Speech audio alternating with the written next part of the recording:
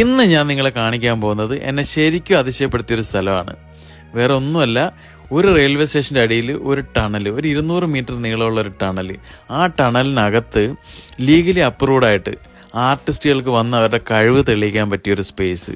അവിടെ കണ്ട കാഴ്ചകളൊക്കെ ശരിക്കും ഞങ്ങളെ ഞെട്ടിച്ചു. ഇത് കണ്ടോ, ഒരു കൊച്ച് വരയ്ക്കുന്നുണ്ടോ? ഇതുപോലെ ഒരുപാട് ആർട്ടിസ്റ്റുകൾ വന്നിട്ട് അവരുടെ കഴിവ് അവിടെ പകർത്തി വെച്ചിട്ട് പോവുകയാണ്. ശരിക്കും അതുവഴി നടന്ന് കാണുമ്പോൾ ഭയങ്കര രസമാണ്. നിങ്ങൾ എന്നെങ്കിലും എപ്പോഴെങ്കിലും ലണ്ടൻ വിസിറ്റ് ചെയ്യാനൊരു പ്ലാൻ ഉണ്ടെങ്കിൽ, അല്ലെങ്കിൽ ലണ്ടനിൽ വരുന്നവരാണെങ്കിൽ തീർച്ചയായിട്ടും ലണ്ടനയുടെ തൊട്ടടുത്ത് വാട്ടർലൂ റെയിൽവേ സ്റ്റേഷന്റെ അടിയിലാണ് ഈ സംഭവം. ഇതിന് പ്രത്യേകിച്ച് പാസോ ചാർജോ കാര്യങ്ങളോ ഒന്നും തന്നെ ഇല്ല. ലണ്ടനിൽ നിന്ന് ജസ്റ്റ് വാക്കിംഗ് ഡിസ്റ്റൻസ് മാത്രമേ ഉള്ളൂ. Must visit space in London എന്ന് ഞാൻ പറയും.